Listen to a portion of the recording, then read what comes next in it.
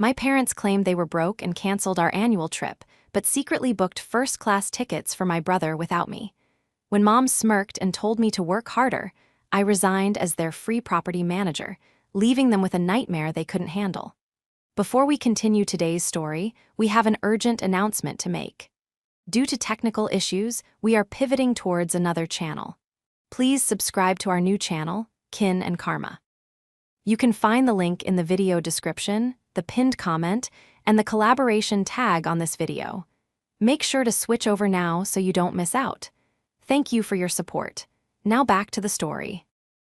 The notification on my phone didn't just break my heart. It shattered the fragile reality I had been carefully maintaining for over a decade. I was sitting in my home office, the glow of 3 monitors illuminating the room as the sun began to set. My eyes were burning. I had been up since 5 in the morning, managing a launch for a client in Tokyo while simultaneously coordinating a plumber for my parents' rental property on the other side of town. That was my life, a constant juggling act between running my own digital marketing agency and serving as the unpaid, unappreciated property manager for Clark and Olivia, my parents. I was exhausted. My shoulders were tight knots of tension, and a dull headache had been throbbing behind my eyes since lunch. But I kept pushing. I always kept pushing because that was the role I had been assigned in this family, the reliable one, the workhorse, the one who didn't need help because she was strong. Then my phone buzzed. It was a text from my mother, Olivia. "Natalia, darling, can you call us? Clark and I have some bad news about the summer." My stomach dropped. The summer meant our annual family reunion. It was the one time of year we all went away together, me, my parents, my brother Anthony, and his husband Alexander. It was a tradition we had kept for 15 years. It was usually the only time I felt like part of the family unit rather than their employee. I dialed immediately, my heart hammering against my ribs. "Mom, is everything okay? Is Dad sick?" No, nothing like that." Olivia's voice floated through the speaker, breezy and light, completely at odds with the dread pooling in my gut. "Put your father on speaker, dear. We want to tell you together." There was a rustling sound, and then Clark's deep, booming voice filled the room. "Natalia, listen, we've been looking at the numbers." "The numbers?" I asked, confused. I managed their numbers. I knew their finances better than they did. Their rental income alone was netting them 6 figures a year, largely thanks to my aggressive management and tenant retention strategies. "The economy is just dreadful right now," Clark sighed, a theatrical sound that I had heard him use when negotiating with contractors. "Inflation, the market volatility. We're feeling the pinch. We have to be responsible." "What are you saying?" I asked, gripping the edge of my desk. "We have to cancel the family trip to Italy," Olivia said. "We simply can't afford it this year. We have to tighten our belts. I know you were looking forward to it, but luxury travel just isn't in the cards for us right now." I felt a wave of disappointment wash over me, but it was quickly replaced by concern. If they were claiming poverty, maybe something was wrong that I didn't know about. Had they made a bad investment I wasn't privy to? I understand," I stammered. "If money is tight, of course, we can do something local, maybe a staycation. I could host a barbecue." "Oh no, don't worry about that," Olivia said quickly, dismissively. "We'll just have a quiet summer. We don't want to put you out. Besides, you're always so busy with your computer work. It's probably a relief for you not to have to take time off, right?" Computer work? That's what they called my agency, which employed 6 people and handled accounts for Fortune 500 companies. "I can always make time for family," I said softly. "Well, it's decided," Clark stated, the finality in his tone clear. "No trip, we're hunkering down. We just wanted to let you know so you didn't book anything." "Okay," I whispered. "I love you guys." "Love you too, sweetie. Don't work too hard," Olivia chirped, and the line went dead. I sat there in silence, staring at the black screen of my phone. I felt a profound sense of loss, not just for the trip, but for the time I wouldn't get with them. I felt guilty, too. Maybe I should have pushed harder to increase the rent on the Lakeview property. Maybe I should have found cheaper insurance for them. If they were broke, I felt responsible. I put my head in my hands, letting the tears prick at my eyes. I was so worried about them. I was so incredibly foolish.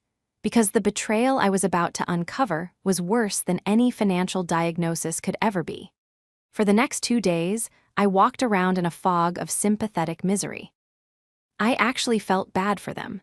I even started looking into my own savings, wondering if I could surprise them by paying for a smaller domestic trip myself.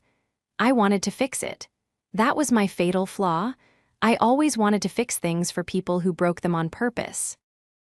I was in the middle of a Zoom call with a client when I saw the notification pop up on my secondary monitor. Because I managed my parents' rental properties, I had access to a shared email account, properties at family name. This was where tenant requests, invoices, and contractor bids came in. However, my father, Clark, was notoriously bad with technology. He often used this business email for personal correspondence because he couldn't remember the password to his personal Gmail. I had set up a filter years ago to forward anything marked invoice or receipt directly to my accounting software so I wouldn't miss tax deductions. The notification that slid onto my screen read, "Confirmation, flight booking first class Emirates." I frowned, apologizing to my client. "One moment, please." My heart rate kicked up a notch. Had Dad's credit card been stolen, who was booking Emirates first class on the property email? I opened the email. It wasn't a fraudulent charge. It was a receipt. A receipt for 4 round-trip tickets to the Maldives. Departure date, June 15th. Total cost, $32,000. I stopped breathing. The names on the tickets stared back at me in bold, black text, mocking my stupidity. Passenger 1, Clark last name Passenger 2, Olivia last name Passenger 3, Anthony last name Passenger 4, Alexander last name. There was no Passenger 5. There was no Natalia. The room spun. I had to grip the armrests of my chair to keep from falling out of it. The poverty, the tightening belts, the dreadful economy. It was all a lie. A meticulously crafted lie designed to exclude exactly one person, me. They weren't broke. They were spending $32,000 on flights alone. That didn't even include the resort, which I quickly Googled based on the reservation number in the next email. The Ocean Bliss Retreat. Another $25,000 for 2 overwater bungalows. They were taking my brother, Anthony, and his husband, Alexander. They were taking the golden couple. Anthony, the corporate lawyer who drove a Porsche and never remembered Mom's birthday. Alexander, the architect who criticized my apartment every time he visited. They were going on the family trip of a lifetime, and they had looked me in the eye, well, through the phone, and lied about it. They made me feel guilty for their financial struggles while they were burning enough cash to pay off my mortgage. I closed the email, my hands shaking so badly I could barely control the mouse. I flashed back to the conversation 2 days ago. Olivia's voice, "It's probably a relief for you not to have to take time off, right?" She wasn't saving me time. She was discarding me. I stood up and paced my small office. The initial shock was fading, replaced by a cold, hard knot of fury in the center of my chest. I thought about the hours I spent every week dealing with their tenants. The late-night calls about broken heaters. The time I spent an entire weekend painting the rental unit myself because Clark was too cheap to hire a pro. I did all of that for free. I saved them roughly $30,000 a year in property management fees. And this was my payment. Exclusion. Lies. I walked to the window and looked out at the street. A delivery truck rumbled by. Life outside was normal, but inside my house everything had changed. I didn't call them immediately. I didn't scream. I didn't send a rage-filled text. That's what the old Natalia would have done, gotten emotional, cried, and let them gaslight her into believing she was being dramatic. No, I stared at my reflection in the window glass. My eyes looked hard. They thought I was just the help. They thought I was too busy with my computer work to notice. They thought they could use me to fund their lifestyle and then leave me behind like unwanted baggage. But they had forgotten one crucial thing. I didn't just manage the properties. I controlled the entire digital infrastructure of their lives. I had the passwords. I had the contracts. I had the keys, literal and digital. And they were leaving the country in 10 days. To understand why this hurt so much, you have to understand the dynamic of my family. I was the service child. Anthony was the show pony. Growing up, if Anthony got an A, we went out for dinner. If I got an A, it was expected. When Anthony became a lawyer, my parents threw a gala. When I started my own agency, my father asked when I was going to get a real job with benefits. I spent my 20s trying to buy their love with labor. I took over the management of their 3 investment properties 5 years ago when my dad retired. He complained that the management company was ripping him off by charging 10%, so I stepped in. "I'll do it, Dad," I had said, desperate for him to look at me with pride. "I'll handle it." And I did. I handled evictions. I handled city code inspections. I digitized their leases. I increased their profit margins by 20%. I did it all while building my own business, often sacrificing my weekends and my sanity. And for what? To be left behind while they drank champagne in the Maldives with Anthony. I needed to see them. I needed to look them in the face and give them one last chance to tell the truth. Maybe, just maybe, this was a misunderstanding. Maybe they were planning to surprise me. The delusional part of my brain still clung to this hope. I drove over to their house, a sprawling, pristine colonial in the wealthy suburbs, that Sunday for our usual family dinner. When I walked in, the atmosphere was thick with excitement that vanished the moment they saw me. "Natalia." Olivia chirped, smoothing down her silk blouse. She looked younger than her 62 years, thanks to a strict regimen of Pilates and expensive skincare, funded in part by the rental income I secured for them. "We didn't know if you'd make it. You're always so, buried in your laptop." "I made time," I said, forcing a smile. I walked into the living room. Clark was sitting in his leather armchair, swirling a glass of scotch. Anthony and Alexander were on the sofa, looking tanned and relaxed. "Hey, Nat," Anthony said, not looking up from his phone.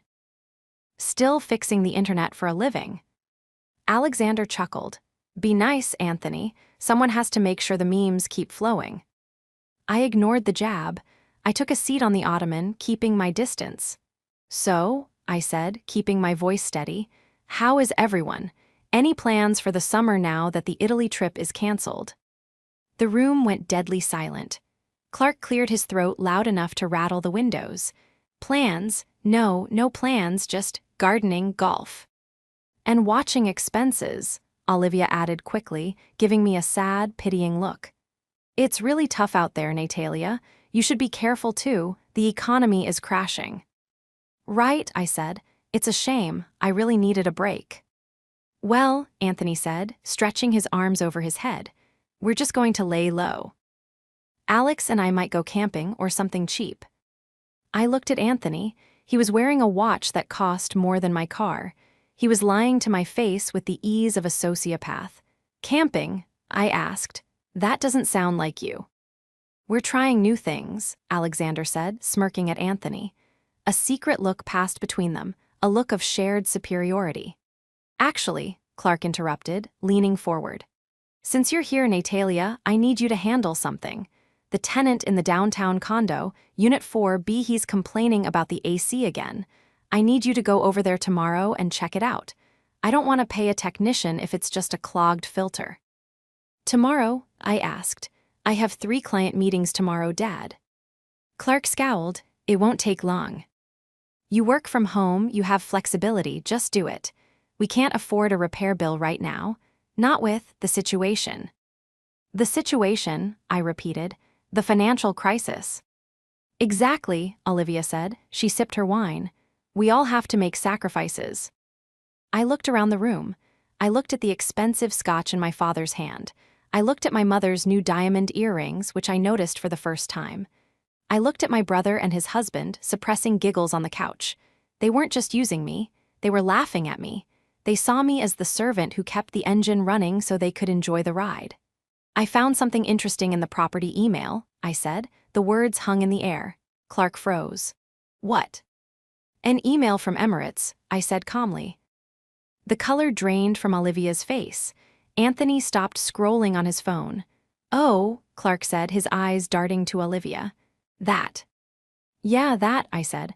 4 tickets, first class, Maldives, leaving next week. There was a long, excruciating silence. Then, instead of apologizing, instead of looking ashamed, Olivia's expression hardened.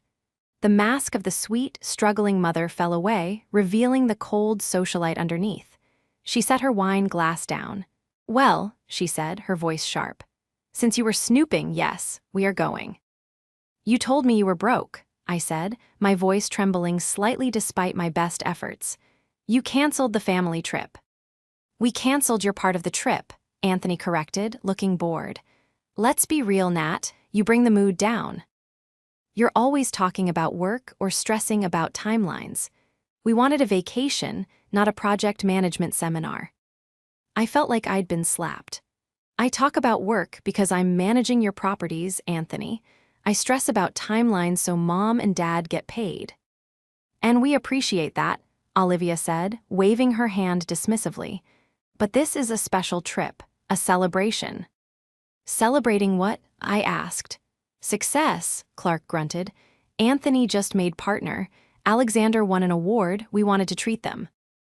"And you couldn't tell me," I asked. "You had to lie." "We didn't want you to feel bad that you couldn't afford to join us," Olivia said. And there it was, the smirk. It started at the corner of her mouth and curled up into a hateful little sneer. She looked me up and down, taking in my simple jeans and blouse, contrasting it with her designer outfit. "Let's be honest, Natalia," she said, her voice dripping with condescension. "First class to the Maldives is expensive. It's not for people with inconsistent income. We treated the boys because they are at a certain level. Maybe next time, if you get a real corporate job and work harder, you can afford to buy your own ticket and come along." The room spun. Work harder. I worked 80 hours a week. I managed their lives. I subsidized their laziness. Work harder. I repeated, my voice barely a whisper. "Don't be dramatic," Clark snapped. "It's done. We're going. You're staying. Now about that AC unit in 4B, make sure you check it before noon." I looked at them. Really looked at them. I saw the entitlement, the cruelty, and the absolute confidence that I would just take it. They thought I was trapped. They thought I was desperate for their approval. I stood up slowly. A strange calm washed over me. It was the calm of a soldier who realizes the war is over and they no longer have to follow orders. "Okay," I said. Olivia blinked. "Okay." "Okay," I repeated. "I hope you have a wonderful trip." "Good," Clark said, relaxing. "I knew you'd be sensible. Don't forget the AC." "I won't," I said. I walked out of the house without looking back. I didn't slam the door. I closed it gently. As I walked to my car, I didn't cry. I pulled out my phone. I opened the calendar app. I looked at the date. They were leaving in 7 days. 7 days was plenty of time to ensure that when they came back, if they came back, they wouldn't have a kingdom left to rule. The drive home from my parents' house was eerily silent. My hands were steady on the wheel, but my mind was racing at a speed that would have terrified my mother. I didn't feel sadness anymore. That part of me, the daughter desperate for approval, had died the moment Olivia smirked. What remained was cold, calculating, and professionally detached. They thought I was just their daughter. They forgot I was also their property manager, their IT support, their legal liaison, and the architect of their financial stability. When I got home, I didn't go to sleep. I went straight to my office and pulled up my master spreadsheet. This document, affectionately named the Empire, contained every login, every password, every lease agreement, every vendor contract, and every automated payment schedule for my parents' 3 properties: the downtown condo, the suburban duplex, and the crown jewel, the lake house they rented out for weddings and corporate retreats. I also pulled up my personal bank statements. For 5 years, I had been paying for small repairs out of pocket and forgetting to reimburse myself because Dad was stressed about money.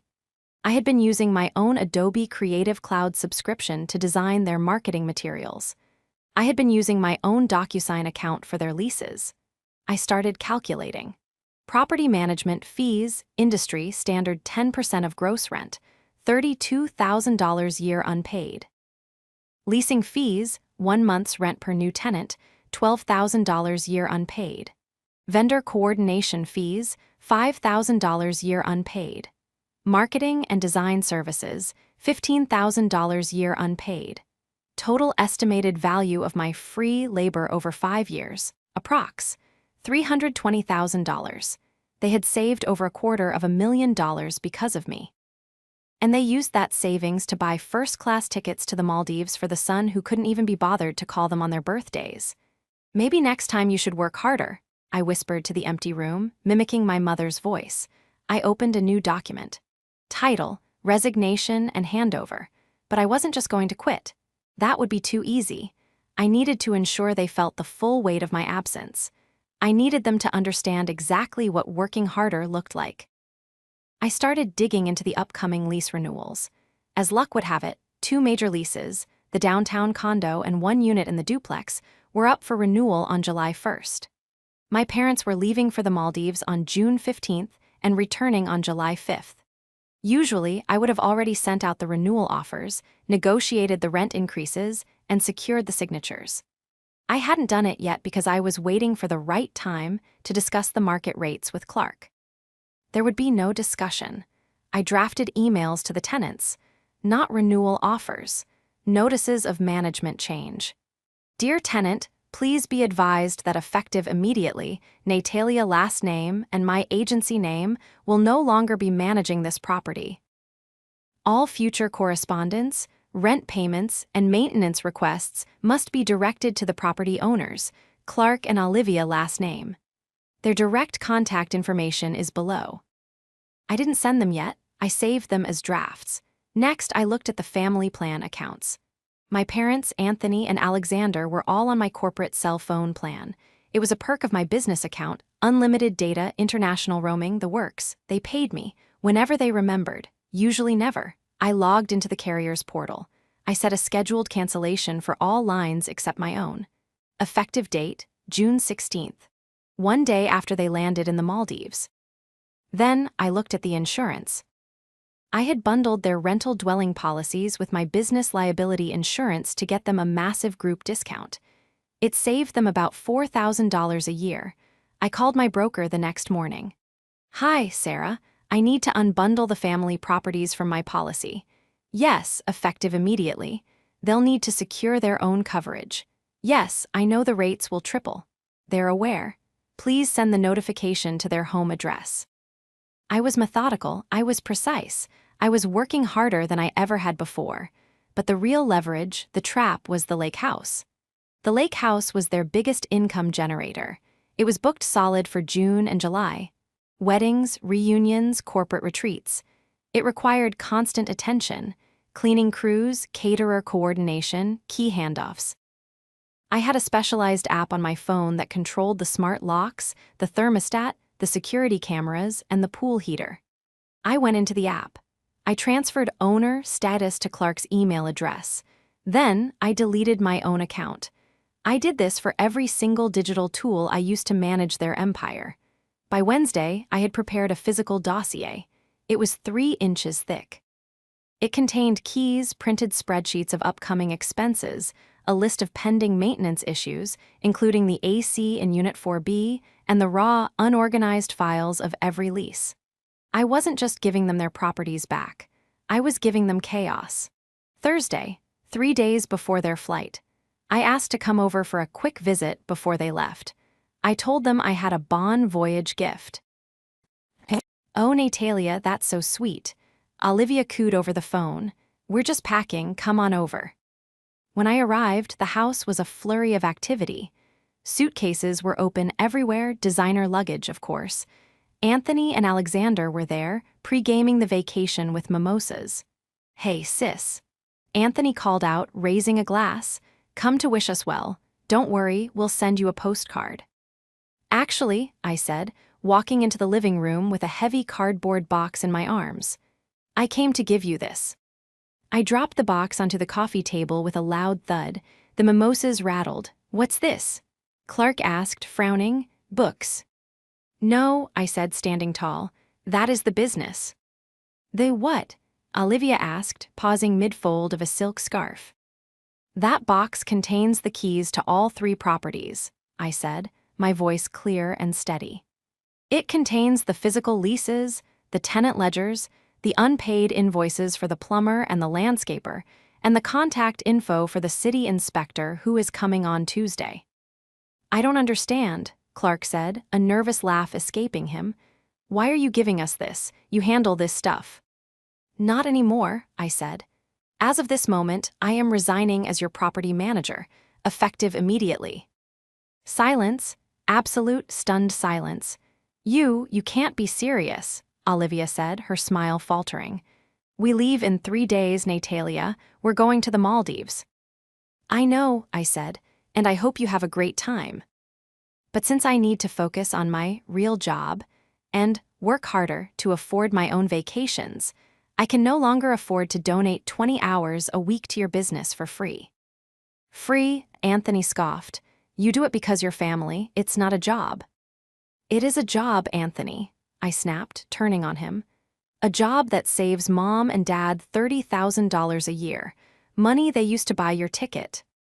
Now, hold on, Clark boomed, his face turning red. You can't just dump this on us. Who is going to handle the tenants while we're gone? You are, I said. Or you can hire a management company. I included a list of 3 reputable firms in the box. Their rates are between 10% and 12%. We can't pay that, Olivia shrieked. We were on a budget. Then I guess you'll be managing it from the beach, I said. Oh, and one more thing. Since I'm no longer managing the properties, I've removed them from my corporate insurance policy. You have 48 hours to secure new insurance before the coverage lapses, if a pipe bursts or a tenant slips and falls while you're uninsured. Well, you know the liability laws better than I do, Anthony. Anthony sat up straight. You canceled their insurance. Are you insane? I unbundled my assets, I corrected. I have to protect my own business. Financial responsibility, right? You vindictive little. Olivia started, stepping forward. Her face was twisted in ugly rage. You are doing this to punish us because you're jealous. I'm doing this because you fired me, I said calmly. You fired me as a daughter when you lied to my face. I'm just making the paperwork official. You are ruining our trip, Olivia screamed. How are we supposed to relax knowing we have to deal with toilets and tenants? That sounds like a you problem, I said. Maybe you should have thought about that before you booked a $30,000 vacation on the back of my unpaid labor. Natalia, please, Clark said, his voice dropping to a desperate wheedle. Let's be reasonable. We can pay you. We can give you a stipend when we get back. Too little, too late, Dad, I said. My rate is $150 an hour, and I'm booked solid until, well, forever. I turned to leave. If you walk out that door, Olivia hissed, don't expect a souvenir. I stopped and looked back at them. They looked small, petty, panicked. I don't want a souvenir, Mom, I said. I want respect, and since you can't afford that, I'm taking my dignity instead. I walked out. Behind me, I heard the chaos erupt. Clark shouting at Olivia screaming about insurance, Anthony yelling about liability, but the real show hadn't even started yet. I still had one more card to play. The phones. The next 48 hours were a masterclass in panic. My phone blew up. 47 missed calls from Mom, 32 from Dad, 12 from Anthony. A string of texts ranging from begging, please, Nat, we can't figure out the login for the bank, to threatening, I'm going to write you out of the will. I didn't block them, I just muted the notifications. I wanted to see the receipts of their desperation. On Saturday morning, the day before their flight, I received an email from the tenants in the downtown condo. Urgent, water leak in the bathroom. It's flooding into the unit below. We called the number you gave us, Clark's cell, but nobody answered. The building manager is threatening to shut off the water to the whole floor. I smiled. Clark never answered numbers he didn't recognize. I didn't reply. I forwarded the email to Clark with a simple subject line, FYI emergency. 10 minutes later, my phone rang. It was Clark. I let it go to voicemail. Natalia, pick up. The condo is flooding. What plumber do we use? What's the account number for the emergency service? They won't come out without a pre-authorization code. Help me. I took a sip of my coffee. The pre-authorization code was in the box I left on their coffee table, in a folder marked vendors. If they had bothered to look at it instead of just screaming at each other, they would know. But they were lazy. They were used to me fixing it. I didn't call back. The next morning, Sunday, was departure day. I woke up early. I knew their flight was at 10:00 a.m. They would be at the airport by 7:00 a.m. At 8:00 a.m., I logged into my carrier account. I hit the cancel service button for the 4 lines associated with their devices. "Are you sure?" the screen asked. "Yes. Service terminated." I imagined the scene. They are at the gate or maybe in the lounge. They are trying to post their first class selfies to Instagram. They are trying to check their emails for the hotel confirmation. And suddenly, nothing, no signal, no service. They would be stranded in a foreign country, the Maldives, without phone service. No Google Maps, no translation apps, no way to call the hotel's shuttle, no two-factor authentication for their banking apps. It was petty, it was nuclear, it was perfect. 2 days later, I was at work when I got a call from an unknown number. It was international. I picked up. "This is Natalia." "You little witch." It was Olivia. She was shrieking. The connection was crackly. "We are at the resort and our phones don't work. We had to buy a $50 calling card from the concierge. How could you cut us off?" "I'm just separating our finances, Mom," I said cheerfully. "I told you.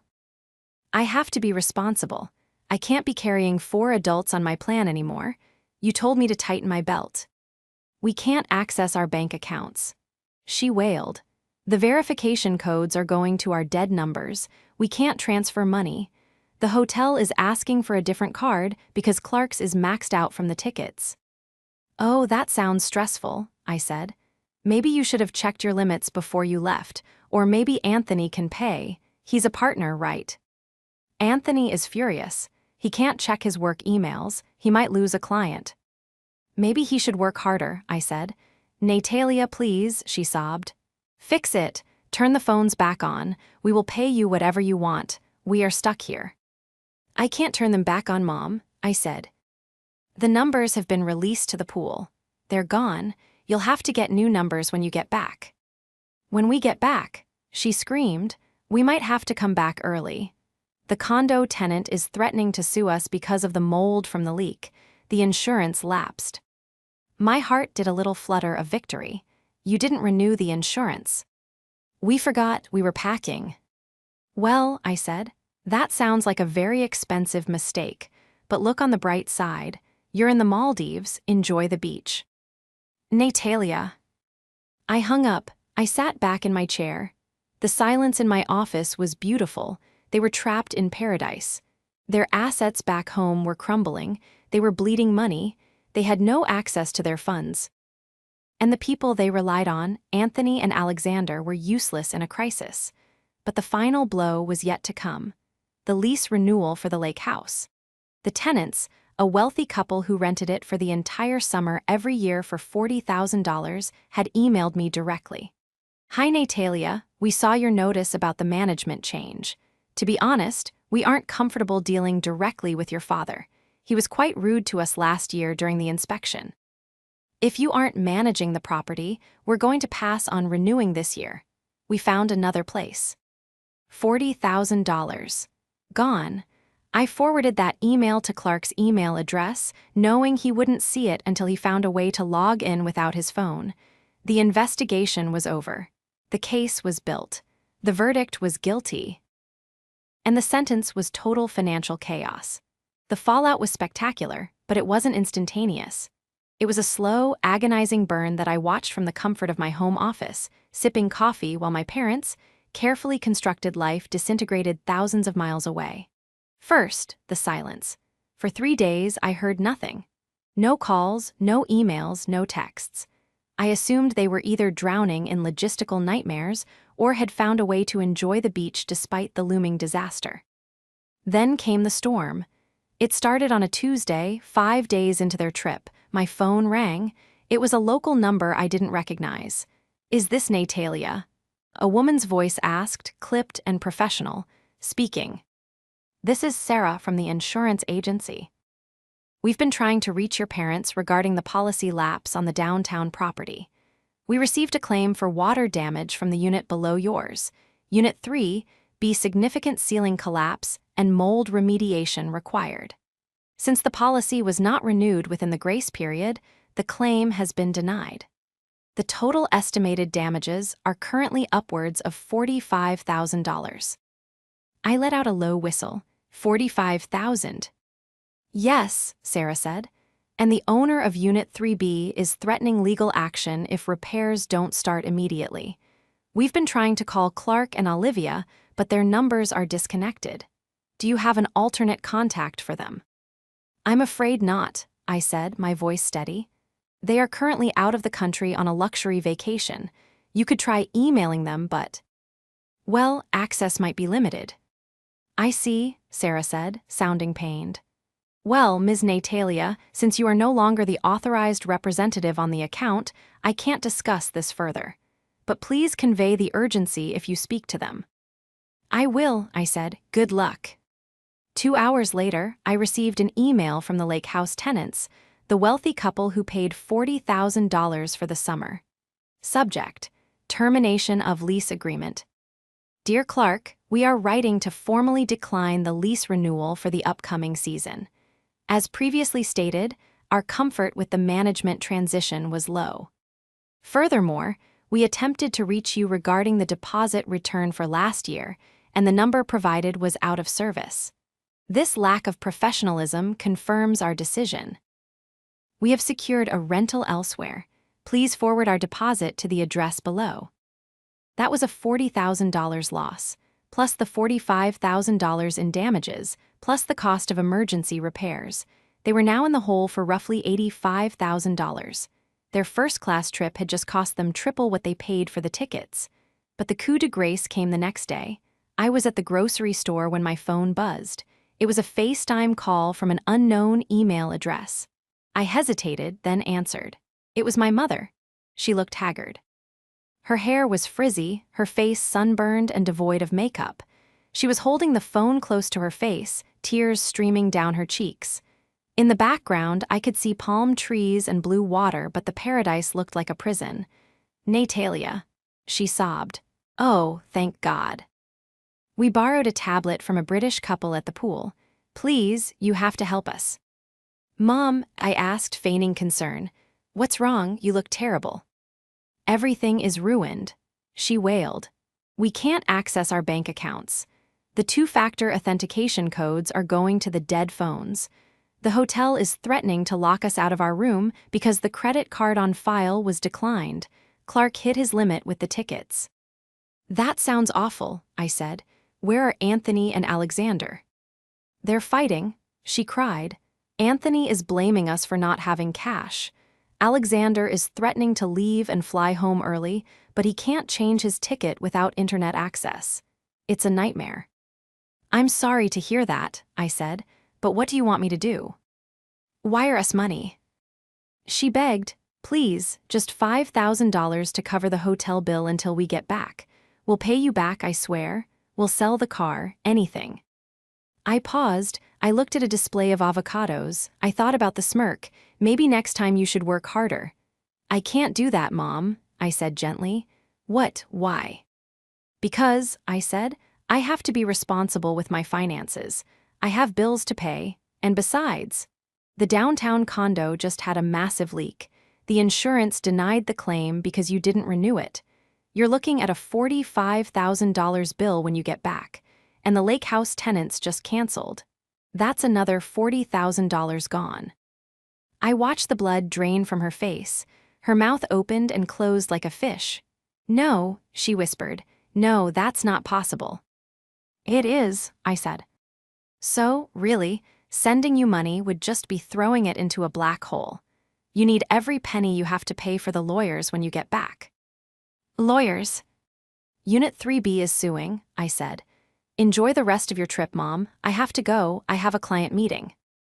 Natalia, wait. Don't hang up. We're your parents. And I'm just the help, I said, and the help just quit. I ended the call. They returned 10 days early. I didn't pick them up from the airport. They had to take a taxi, and Uber, actually, which Anthony paid for on his corporate card because Clark's cards were all frozen or declined. When they arrived at their house, it wasn't a homecoming.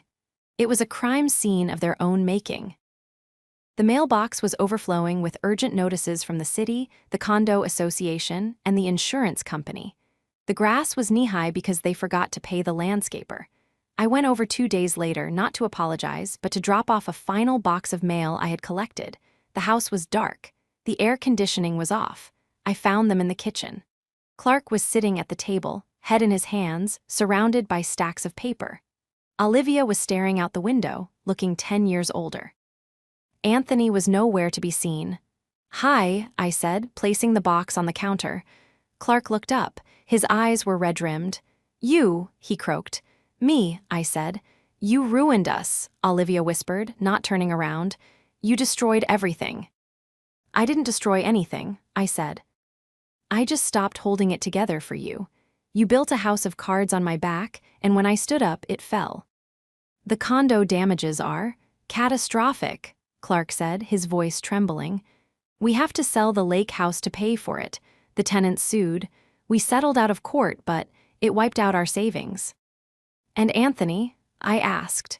"He left," Olivia said, her voice breaking. "He and Alexander went back to their apartment. They said they couldn't deal with the drama. They didn't even offer to help pay for the Uber." I felt a pang of sadness, but it was distant, like watching a sad movie. "I'm sorry to hear that," I said, "but maybe it's for the best. Now you know who is actually there for you." "Are you here for us?" Clark asked, looking at me with a glimmer of hope. "Will you help us fix this? Please, Natalia, we can't handle the contractors, we don't know the laws." I looked at my father, the man who had mocked my career, the man who had chosen to spoil my brother while I worked for free. "No," I said, the hope in his eyes died. "I'm not going to manage your properties anymore," I said. "I'm not going to be your IT support. I'm not going to be your retirement plan. I have my own life. I have my own business, and I have to work hard to maintain it." "But what will we do?" Olivia asked, turning to face me. "We're old, we're tired." "Then retire," I said. "Sell the properties, downsize, live within your means. You don't need a rental empire, you just need a home." I reached into my purse and pulled out a business card. It wasn't mine. "This is a real estate agent I know. She specializes in distress sales. She can help you offload the condo and the lake house quickly." I placed the card on the table next to the pile of lawsuits. "Goodbye, Mom. Goodbye, Dad." I walked out of the house. The sun was shining. Birds were singing. I felt lighter than I had in years. I didn't hate them. I didn't want them to suffer. I just wanted them to face the consequences of their actions, and they were. 6 months later, they sold the lake house and the condo. They moved into a smaller townhouse. We speak occasionally on holidays mostly. The conversations are polite, surface level. They don't ask me for tech support anymore. They don't ask me for money. Anthony and Alexander broke up shortly after the trip. Turns out Alexander didn't like drama or people who lost their inheritance. Anthony is currently living in a studio apartment trying to pay off his own debts. As for me, I took my first vacation in 5 years last month. I went to Italy. I flew business class. I paid for it myself. And when the flight attendant asked if I wanted champagne, I smiled and said, "Yes, please, I earned it."